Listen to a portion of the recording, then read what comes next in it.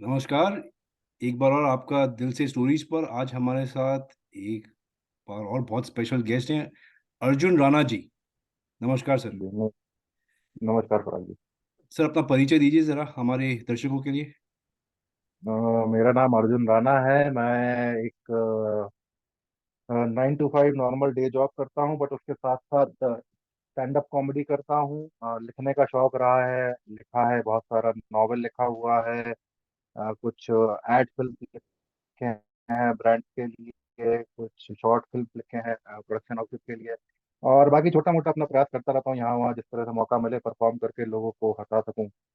Recently अभी Instagram पे मेरे कुछ शॉर्ट फॉर्म के वीडियोज हैं, रील्स बोलते हैं उनको, वो थोड़ा पिक किए हैं, उनको थोड़ा ट्रैक्शन मिला है, जिसकी वजह से फाइनली जो मतलब बहुत सालों पुराना सपना था कि चेहरे से लोग पहचाने, वो अब पहचानने लगे हैं। तो खुशी है इस बात की। बाकी बस वही कोशिशें जारी हैं, प्रयास जारी है। धन्यवाद सर। और मैं डॉक्टर पराग भारद्वाज हूँ। तो आपने काफ़ी विचित्र बात करी कि आपको लोग चेहरे से पहचान गए। मैं तो आपको पहचान गया। मैंने तो आपको यूट्यूब पे, जैसे हम बात कर रहे थे इंटरव्यू से पहले, 7-8 जी। साल पहले देखा था मैंने। अब वही, हर कोई जो है आपकी जितनी अच्छी याददाश्त लेके पैदा नहीं होता ना। तो इसीलिए थोड़ा सा मुश्किल रहता है। मतलब ऐसा आजकल हो जाता है मेरे साथ कि सड़क चलते लोग पहचान जाते हैं, बट वो रिकलेक्ट नहीं कर पाते कि देखा देखा चेहरा हो। ऐसा नहीं होता कि हमने अरे कहीं तो कहाँ देखा है, याद ही नहीं आ रहा है। तो कितने सारे चेहरे मैं उनकी आंखों में आंखें डाल करके मैं याद दिलवाने की कोशिश करता हूँ, भाई देखा है तूने मेरे को, ढंग से सोच, आएगा तेरे को याद। एक्चुअली क्या बात है ना, आपकी थोड़ी लुक भी थोड़ी चेंज हो गई है ना? हाँ, राइट। तो अ, तो बताइए आप, कॉमेडी में कैसे रुचि हुई आपको? शुरू शुरुआत से तो बताइए। ठीक है, मैं शुरुआत में एक्चुअली जब स्कूल वगैरह में ही था ना, ये नॉर्मली पता है, बहुत ही एक क्लीशे स्टोरी है। आप किसी भी स्टैंड अप कॉमेडियन से पूछेंगे, नॉर्मली शुरुआत वो ऐसे ही बताते हैं कि हम स्कूल के टाइम से ही फनी है, हम अपने दोस्तों को बहुत हंसाते थे, दोस्त लोग बहुत बोलते थे भाई ग्रुप की जान तुम हो, महफिल की जान तुम हो। ऐसा मेरे साथ भी हुआ था। मैं जहाँ भी स्कूल कॉलेज में जाता था, आसपास के बच्चों को काफी एंटरटेन कर दिया करता था अपनी बातों से। बट उस समय, ये बहुत पुरानी बात है, मैं 40 साल का आदमी हूँ, तो मेरा स्कूल हुआ था 90s में। उस समय स्टैंड अप कॉमेडी जैसी चीज एग्जिस्ट भी नहीं करती थी, मतलब करती थी इंडिया में लोग जानते नहीं। तो हमें पता नहीं था कि इसमें करियर भी बनाया जा सकता है या तो मतलब सीरियसली परस्यू किया जा सकता है। बट लिखने का शौक बचपन से रहा है। मतलब मैं ये पोयम्स और स्टोरीज शुरुआत में मतलब बहुत 6-7 साल का था तब से लिख रहा हूँ। और उसका शुरुआत भी कैसे हुआ था, बहुत ही एक रिबेलियस मोड पे हुआ था कि मैं शायद 6 साढ़े 6 साल का था, फर्स्ट क्लास में या प्राइमरी स्कूल में। और एक 4 लाइन की पोयम थी हमारी टेक्स्ट बुक में, जो याद करनी थी, एग्जाम में आने वाली थी, मुझसे याद ही नहीं हो रही थी। तो मैंने टीचर से पूछा कि इसका ये क्यों याद करवाया जा रहा है मुझे, इसका पर्पस क्या है, इससे क्या सीखने वाला हूँ। तो उन्होंने कहा इससे तुम राइमिंग सीखोगे, वर्ड सीखोगे, डिक्शन सीख। तो मैंने कहा वो तो मैं अपनी पोयम लिख के भी सीख सकता हूँ ना। तो मैंने अपनी खुद की पोयम लिखी और मैंने इस बात पे बहस की कि एग्जाम में मुझसे वही पूछा जाए जो मैंने लिखा है। पर्पस तुम्हारा 4 लाइनें सिखाना है राइम, मैंने खुद राइम बहुत बेकार पोएम लिखी थी, बट अड़ गया था मैं। तो वहां से वो उन्होंने फिर एक्नॉलेज किया उस चीज को, हाँ चलो ठीक है, अगर कोई हुनर डेवलप हो रहा है तो लिखने लगा, लिखने का शौक होने लगा। बाय द टाइम 12th में आया तो मुझे एक्टिंग वैक्टिंग का शौक भी चढ़ गया। घर वालों से बहुत लड़ाई झगड़ा करके, बहुत मिन्नतें हाथ पैर जोड़ करके मैं दिल्ली भी गया, वहाँ पे थोड़ा सा एक्टिंग का कोर्स वगैरह किया। बट जब वहां गया तो पूरा पूरा परसेप्शन चेंज हुआ कि भाई मैं अकेला नहीं हूँ जो इतने बड़े बड़े सपने देख रहा है, हजारों लाखों लोग भरे पड़े हैं। और मेरे से बहुत ज्यादा टैलेंटेड भी है वो लोग। तो यहाँ पे हो नहीं पाएगा। फिर वापस आ गए, तो इज्जत से अपना इंजीनियरिंग किया, बीटेक किया, जॉब किया। बट ये शौक कभी मरने नहीं दिया। कॉलेज में भी प्लेज वगैरह किए। फिर बाद में मैंने कंपनी ज्वाइन किया पूना में, इन्फोसिस ज्वाइन किया। इन्फोसिस बड़ी अच्छी कल्चरली रिच कंपनी है, मतलब इस तरह के टैलेंट को बहुत प्रोत्साहन देती है। तो करियर की शुरुआत के दिनों में ही हमने वहाँ पे एक ड्रामेटिक क्लब की शुरुआत भी कर दी थी, अपने जैसे लाइक माइंडेड लोगों के संग मिल करके। तो हमने इन्फोसिस में भी प्लेस वगैरह किया है और बहुत सारे स्टेज परफॉर्मेंस दिए हैं। तो ये शौक कभी मरने नहीं दिया लिखने का। तक कॉमेडी का कुछ नहीं था। फिर फाइनली कुछ सालों पहले मैं लंदन गया था ऑन साइट। तो वहाँ पे एक बहुत ही फेमस कॉमेडी का वेन्यू है, कॉमेडी स्टोर करके, मतलब उसको Mika of stand up comedy बोला जाता है। तो वहाँ ऐसे ही शौकिया मैं एक दिन एक शो देखने चला गया। वहाँ पे हर महीने के आखिरी मंडे को एक ओपन माइक टाइप होता है, जिसमें कि बहुत सारे परफॉर्मर्स आते हैं, उनको हर किसी को 5 मिनट का टाइम मिलता है अगर कोई 5 मिनट तक स्टेज पे सर्वाइव कर गया तो वो फाइनल कंपटीशन टाइप होता है, फाइनल राउंड में जाएगा। और सर्वाइव कैसे नहीं कर सकते हैं कि ऑडियंस में से 3 लोगों को रेड कार्ड दे दिया जाता है कि अगर उनको पसंद नहीं आ रहा तो रेड कार्ड ऊपर कर दो, अगर तीनों ने रेड कार्ड ऊपर कर दिया तो निकलो स्टेज से। तो मतलब लोग 9 9 सेकंड में निकल जा रहे हैं, कोई 13 सेकंड में निकल जा रहा है, कोई 5 मिनट, बहुत कम लोग सर्वाइव कर पाए। बहुत अच्छा फनी शो था, मजा आया देखने में। तो उस दिन, जिस दिन मैं देख रहा था, उस दिन 25 26 लोग आए थे और उसमें से फाइनली जीता एक 44 साल का आदमी जो कि इंडियन था, जो प्रॉपर मतलब इंग्लिश भी अपने इंडियन एक्सेंट में बोल रहा था। और वो बहुत जबरदस्त फनी आदमी था। और वो एकदम एलियन ऑडियंस को, मतलब जो उनके कल्चर की ऑडियंस, उनको हंसा रहा है, पागलों की तरह हंस रहे हैं लोग। मतलब ये क्या करिश्मा हो रहा है यार, ये अपने रूट का आदमी, इंडियन आदमी है, लोग ऐसे हंसा पा रहे हैं कि मतलब भाषा कैसे समझ पा रहे हैं लोग।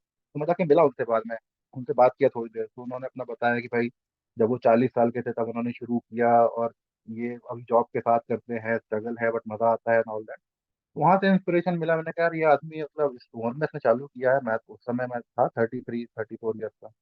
मैंने कहा यार ये तो मुझे भी ट्राई करना बनता है यार, मुझे तो लोग बोलते ही हैं कि तुम फनी हो, तो ये तो मुझे भी करना है। मैं लंदन में ही शुरू कर दिया था। फिर मैंने अगले महीने के शो में पार्टिसिपेट किया और उसमें मैं थैंकफुली सेकंड भी आ गया। और इतना ही ईगो बूस्ट, मैंने कहा पहली बार ट्राई कर रहा हूँ मैं, इतने बड़े कंपटीशन में सेकंड आ गया।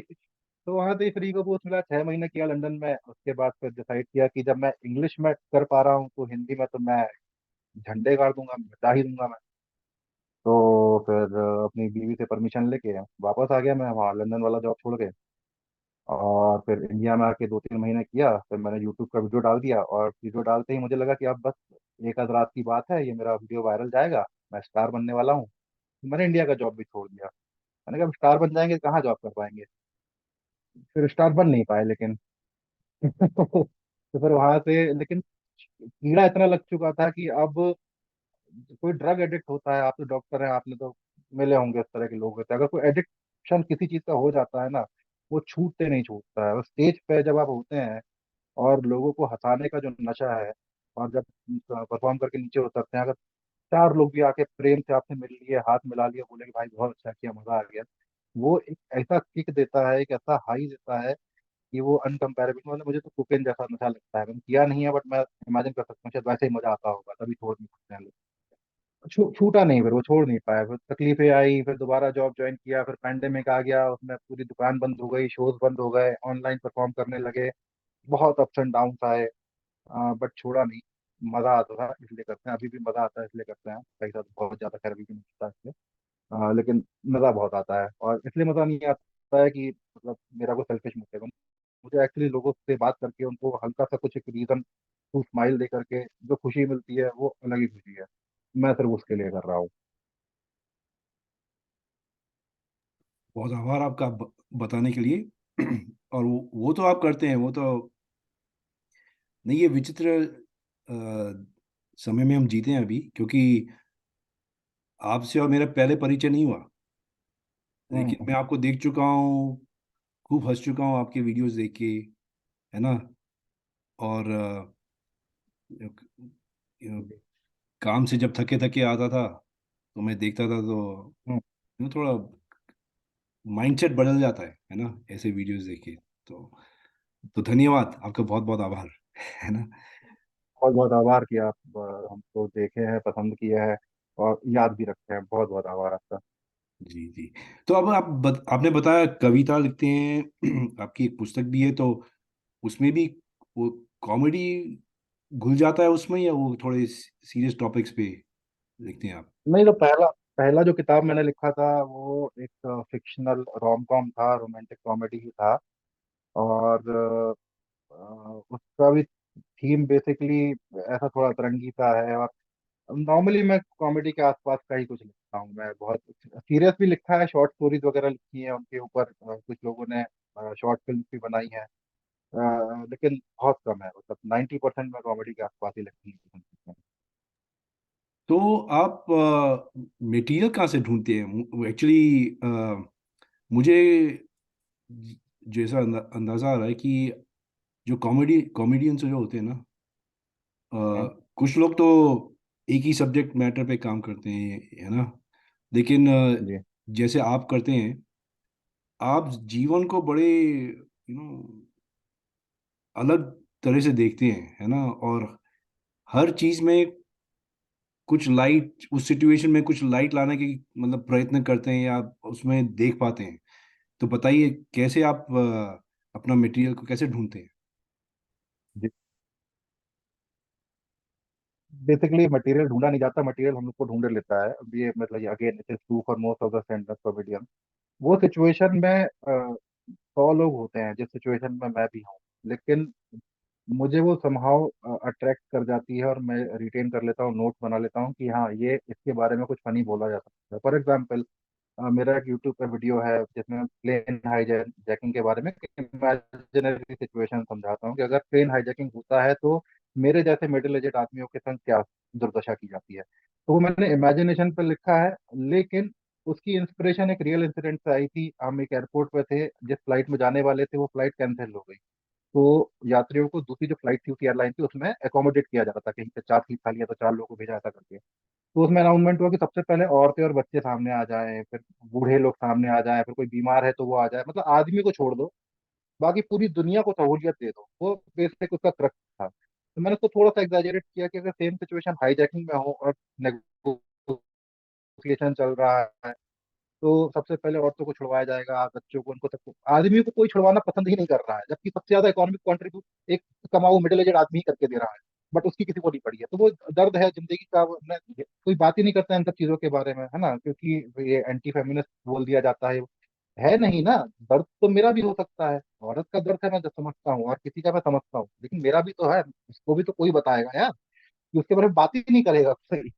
तो रियल लाइफ में जो इंसिडेंट होते हैं उन्हीं से इंस्पिरेशन मिलता है, उसमें बस थोड़ा सा नमक मिर्च मसाला लगा के एग्जैजरेट करते हैं। मतलब एक बहुत फेमस स्टैंड अप कॉमेडियन ने ही कहा है कि हर एक जोक जो है, it is 80% truth and 20% exaggeration. अगर ये फॉर्मूला फॉलो नहीं हो रहा है तो तुम्हारा जोक रिलेटेबल नहीं है, तो लोगों को पसंद नहीं आएगा। तो मेरा most of the time 80% truth के आसपास होता है, और 20% तो ऐड करना पड़ेगा, नहीं तो फिर जो सुन रहा है उसके लिए स्टोरी हो जाएगी, सबको मजा नहीं आएगा सुनने में। थोड़ा एग्जैजरेशन वहां पे करते हैं, बट सारे इंसिडेंट मेरे, सारे अभी तक का जितना वीडियो डाला है वो सब रियल लाइफ से इंस्पायर्ड जी बिल्कुल सही बात है, क्योंकि मेरे ख्याल से कोई भी कहानी 100% काल्पनिक नहीं होती। उसमें है। हाँ, कुछ ना कुछ सच्चाई होती है उसके पीछे, है ना? बिल्कुल।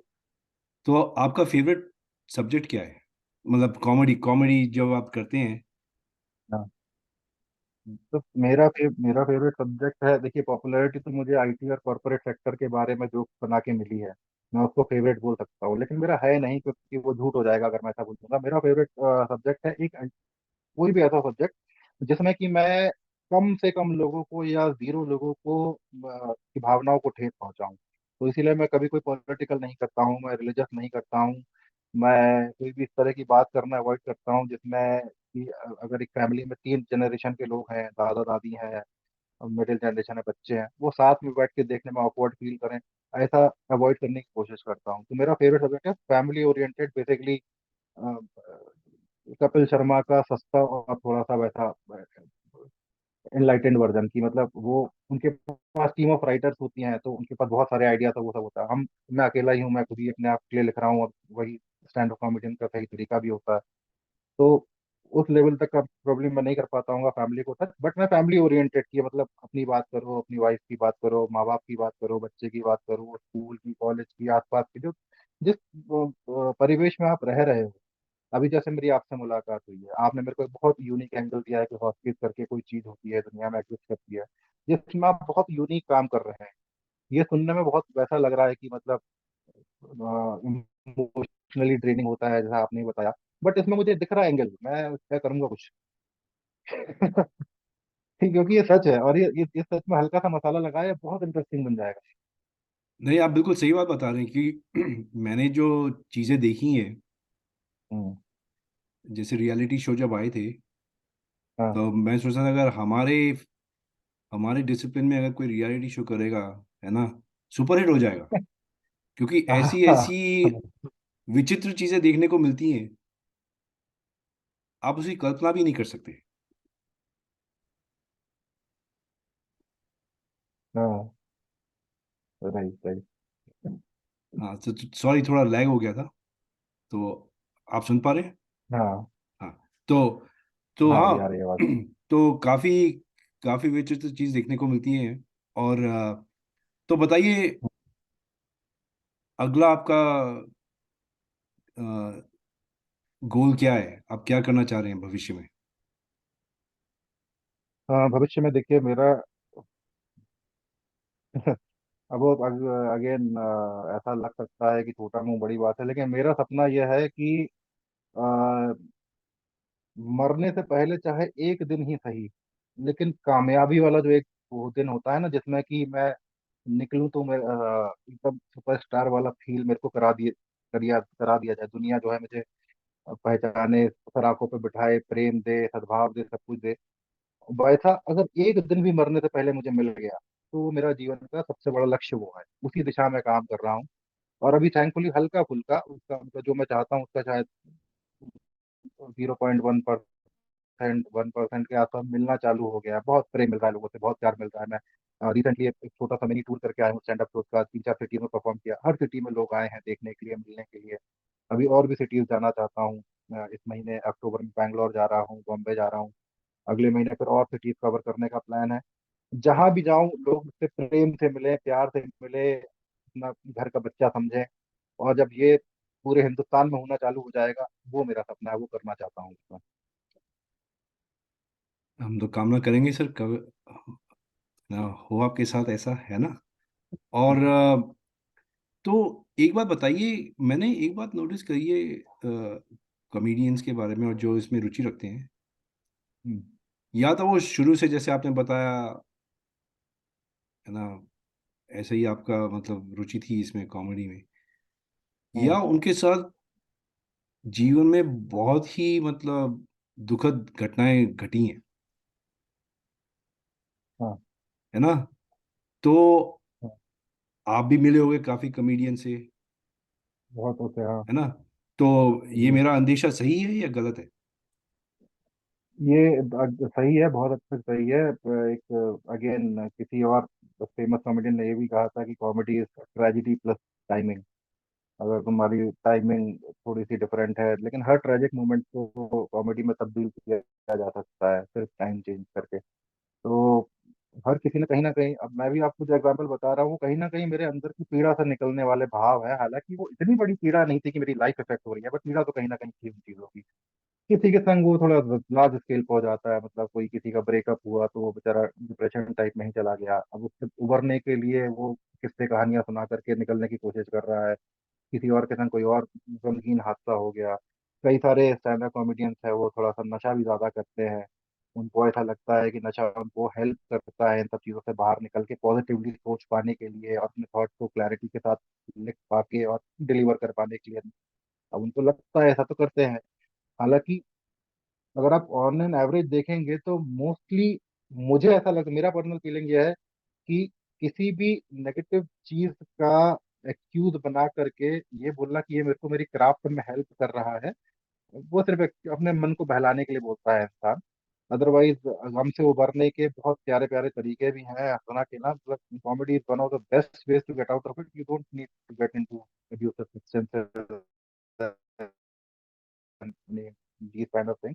हाँ बट दर्द बहुत लोगों के दिल में है। कुछ लोग गाना गा के निकालते हैं, कुछ लोग, अगर बॉलीवुड की कोई अच्छी सी हीरोइन है तो वो डांस करेगी, डांस करके गुस्सा शांत करेगी। अमिताभ बच्चन होंगे तो मंदिर में जाके घंटे बजाएंगे, भगवान से बात करेंगे, उससे गुस्सा शांत होगा।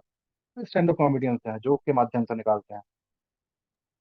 हाँ, एक्चुअली मैं रिलेट कर पा रहा हूँ जो आप बात बता रहे हैं, क्योंकि जब मेरे जीवन में एक काफ़ी कठिनाई का समय था, तो मैं स्टैंड अप कॉमेडी शो देखने जाता था, हम्म। और उससे मुझे थोड़ी राह मिलती थी, है ना? और फिर वो बैटरी जी। रिचार्ज होके फिर दोबारा काम पे लग जाते थे हम। तो हाँ। नहीं, आपने सही बात बताई, हर एक आदमी का अपना वो है कि वो किस चीज़ से प्रभावित होते हैं जिससे उनको थोड़ी रिलीफ मिले। राइट, जैसे इसका पूरा फिलॉसफी जो है, जो सुबह सुबह आजकल एक ट्रेंड चला हुआ है, घर के आसपास जो पार्क वगैरह होते हैं उसमें कई सारे एजेड लोग इकट्ठा होकर के फेक लाफ्टर करते हैं, लाफिंग क्लब बोलते हैं, क्या बोलते हैं उसे। फेक लाफ्टर करते हो। फिलोसफी है कि अगर तुम फेक लाफ करोगे तो तुम्हें पॉजिटिव एनर्जी मिलेगी, उसका वाइस वर्सा भी। मतलब हंसी is somehow related to your mental state of mind. तो अगर तुम फेक हंसने से तुम्हारा मेंटल स्टेट ठीक हो सकता है, तो तुम्हारा मेंटल स्टेट ठीक है इस बात का सबूत तुम्हारी हंसी भी तो हो सकती है। तो वही है, रिलेशन है दोनों में कुछ ना कुछ। हम वो कहते हैं ना, laughter is the best medicine. हाँ एग्जैक्टली। तो असली डॉक्टर डॉक्टर तो आप हैं।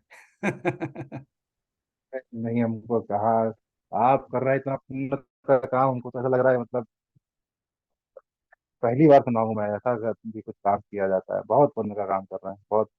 तभी तो आपकी चेहरे से आपकी उम्र का पता नहीं लग रहा है। बहुत दुआएं मिली हैं आप। जवान है। तो सर एक बार बताइए, एक वो गाना है ना, तुम इतना क्यों मुस्कुरा रहे हो, क्या गम है जिसको छुपा रहे हो, है ना? जी। तो उससे हाँ। कैसे रिलेट करते हैं आप? बॉलीवुड के गाने बहुत आई डोंट थिंक कि उनके पीछे कोई बहुत ज्यादा थॉट प्रोसेस दिया जाता है, क्योंकि गाना तो एक वो भी है कि छुपाना भी नहीं आता, बताना भी नहीं आता, ये भी नहीं, कुछ भी नहीं आता है साले को, और लड़की चाहिए उसे। पूरा गाना यही गा रहा है कि मतलब ये भी नहीं आता, हमें तुमसे मोहब्बत है बताना। अबे जब तेरे को आता ही नहीं, तू बताएगा ही नहीं, तेरे को मिलेगी कैसे? तो बॉलीवुड के गाने तो ऐसे ही सुनाए जाते हैं। लेकिन हाँ, जो उसके पीछे का थॉट है कि क्या गम है जिसको छुपा रहे हो, वो मुस्कुराहट शायद भगवान ने बनाई ही नहीं है जिससे कि रियल दुख को छुपाया जा सके। इसीलिए वो शायर जो है वो नोटिस कर लेता है कि तुम्हारी मुस्कुराहट झूठी है, तुम कुछ तो छुपाने की कोशिश कर रहे हो। क्योंकि रियल मुस्कुराहट के पीछे कोई दुख नहीं होता है, और जिस किसी मुस्कुराहट को अगर यूज किया जा रहा है दुख छुपाने के लिए, तो वो फेक है, सबको समझ में आ जाए। जी। तो मैं पूछना भूल गया, जो आपने अपने पुस्तक के बारे में, पुस्तकों के बारे में बताया, वो कहाँ, जैसे अब, कुछ हमारे जो दर्शक हैं वो खरीदना चाहें, कहाँ पे मिलेंगी? अमेजोन पे अवेलेबल है, शुरुआत में फ्लिपकार्ट वगैरह पे भी थी, अभी शायद फ्लिपकार्ट का स्टॉक खत्म हो गया होगा। अमेजोन पे अभी भी है। मेरे नाम से सर्च करेंगे अगर तो मिल जाएगा, नहीं तो बुक का नाम वगैरह मैं कैसे मतलब बोल दूं यहाँ पे, तो याद ही नहीं रहेगा किसी को, सुन के कहाँ याद रहता है, तो मैं लिंक वगैरह शेयर करता तो, है ना? तो वैसे भी वो बिक चुका है, काफी बिक चुका है वो, और नहीं बिका तो चलेगा, कोई दिक्कत नहीं, बहुत बिका है। नहीं नहीं, फिर भी नाम बताइए, आप बताइए नाम। तो बुक का नाम है who does that in today's world. आज की दुनिया में ऐसा कौन करता है, उसका इंग्लिश रूपांतर है who does that in today's world. कहानी है एक ऐसे कपल के बारे में जिसमें लड़की जो है फिल्म फैनेटिक है। एक पर्टिकुलर फिल्म दिलवाले दुल्हनिया ले जाएंगे सब बहुत ज्यादा इंस्पायर्ड है, और वो चाहती है कि उसके सपनों का राजकुमार भी, जैसे उस फिल्म में शाहरुख का कैरेक्टर था राज, तो वैसा ही कोई हो। लेकिन उसका जो बॉयफ्रेंड है वो एक नॉर्मल है। तो अब वो नॉर्मल इंसान जो है वो कैसे अपनी पर्सनैलिटी पूरी फेक करता है ताकि वो उसके सामने उसके सिमरन का राज बनकर रहे, ताकि उसके बारे में पूरी कहानी है। तो काफी इंटरेस्टिंग है। नहीं, पिक्चरों का तो काफी प्रभाव पड़ता है लोगों पे, मैंने देखा जी। है ना? तो और कविता, कविता की कोई पुस्तक है? कविता की पुस्तक मैंने छपवाई नहीं है। कविता बेसिकली मैं नॉर्मली अपने शोज वगैरह में यूज करता हूँ, बीच में सुनाता हूँ, या फिर स्कूल कॉलेज के टाइम पे जो पब्लिश हुआ तो हुआ, उसके बाद से मैंने सिर्फ अपने कलेक्शन के लिए लिखा हुआ है। उसको छपवाने का कोई मेरा ऐसा खास मकसद भी नहीं है, क्योंकि कविता दिल से निकलती है, और दिल की बात दिल के पास ही रहनी चाहिए। बट जो कविता मैं इस उद्देश्य से लिखता हूँ जो थोड़ी फनी है, थोड़ी सी कॉमेडी में यूज हो सकती है, वो मैं स्टेज पे परफॉर्म करता हूँ, वो कभी ना कभी वीडियो में आ जाएगी कहीं, तो ऐसी जी। मिल जाएगी देखने के लिए। अभी कुछ है आपके दिमाग में जो आप शेयर करना चाहें? अभी कोई कविता सुनाऊंगा तो बोर हो जाएंगे आप। अच्छा, ठीक है। कविता। लेकिन देखिए, कोई बात नहीं। लेकिन अब मैं दर्शकों से कहूँगा कि इंस्टाग्राम आपका अकाउंट तो काफ़ी एक्टिव रहता है, उस पे जाएं, जी। है ना? और जी। आपकी जो एक्टिंग एक्टिंग भी आप काफ़ी अच्छी करते हैं, है ना? हाँ तो एकदम ठीक है, बहुत मेहनत कर करके सीखे, बहुत खराब करते थे पहले। तो मैंने मेहनत कर करके और थोड़ा सा प्रैक्टिस कर करके सीखे हैं। अपने साथ के जो लोग हैं उनको साथ में बैठा के हमने रिहर्सल किया है बहुत सारा, कई सारे शॉर्ट मूवीज वगैरह बेकार बेकार बनाए हैं, ताकि धीमे धीमे सीख सीख के थोड़ा थोड़ा ठीक बनाए। तो अभी हाँ, भगवान की दया से थोड़ा सा ठीक ठाक आ जाता है, लेकिन जो करना चाहते हैं वो उसके आसपास का आ जाता है। तो आप अलग अलग कला के मिश्रण हैं, तो आप आपके जीवन में किससे आप सबसे ज़्यादा प्रभावित हुए?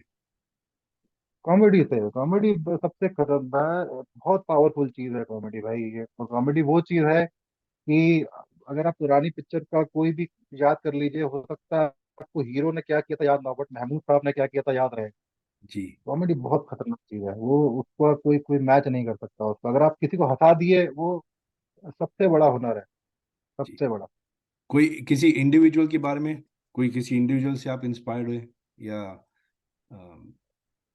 मेरे हाँ, बहुत सारे इंडिविजुअल्स हैं जिनसे इंस्पायर्ड हुआ हूँ। जैसे इंग्लैंड के एक स्टैंड अप कॉमेडियन है, रिकी जर्वेज, बहुत प्यारे मटेरियल करते हैं, बहुत ही पसंद करता हूँ मैं उनको।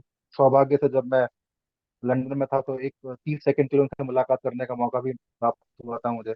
बहुत अच्छा काम करते हैं। इंडिया में भी जाकिर खान भाई कितना कितना प्यारा काम करते हैं, मतलब हंसाते भी हैं, रुलाते भी हैं, लोगों का एकदम इमोशन फॉर्ट कर देते हैं। किस्मत से उनके साथ भी 2 बार परफॉर्म करने का मौका मिल चुका है। तो बहुत सारे लोग हैं जो इंस्पायर करते हैं। और इनफैक्ट जो मेन स्ट्रीम बॉलीवुड इंडस्ट्री है, वहाँ पे भी जॉनी लीवर साहब, राजू श्रीवास्तव साहब, कपिल शर्मा, ये लोग क्या लेजेंडरी लोग हैं यार। मतलब इनको ऐसे करके हंसाते हैं लोगों को, और अगले ही मोमेंट में अगर मूड चेंज करना तो रुला भी देते हैं। तो मतलब माहिर हो चुके हैं अपनी क्राफ्ट में। तो इन सबको देखते हैं, इनसे सीखने को मिलता है। बस वही वही चाह रहे हैं कि हम भी किसी दिन 2 साल, 5 साल, 10 साल में मरने से पहले तक वहाँ उस मुकाम तक अगर पहुंच पाए तो बस भगवान का बहुत आशीर्वाद होगा। चलिए सर, हम सबकी प्रार्थनाएं आपके साथ हैं, है ना। और उसी के साथ जी हम इस इंटरव्यू को वाइंड अप करते हैं। और मैं अनुरोध करूंगा आपसे कि आप दोबारा ही आइएगा, है ना। जैसे जी आप सर। बढ़ती करते रहेंगे, वैसे ही वैसे ही जी हमें दर्शकों को के साथ मेरे द्वारा संपर्क में रहें। बिल्कुल बिल्कुल पराग जी, आपसे बात करके बड़ा अच्छा लगा। बहुत कुछ नया सीखने को जान मिला आपसे भी। बहुत इंटरेस्टिंग आदमी है बहुत, और मुझसे भी ज़्यादा इंटरेस्टिंग आप काम कर रहे हैं। और अब जब जिस दिन मैं आपके काम से रिलेटेड कोई भी एक बिट बना पाया कॉमेडी की, मैं सबसे पहले आपके संग ड्राफ्ट शेयर करूंगा, ये देखने के लिए कि टेक्निकली करेक्ट है कि नहीं, मैं जी उसमें कुछ बिल्कुल, गलत तो नहीं बोल रहा बिल्कुल बिल्कुल। अच्छा जी, नमस्कार। हूँ। ओके, नमस्कार पराग जी।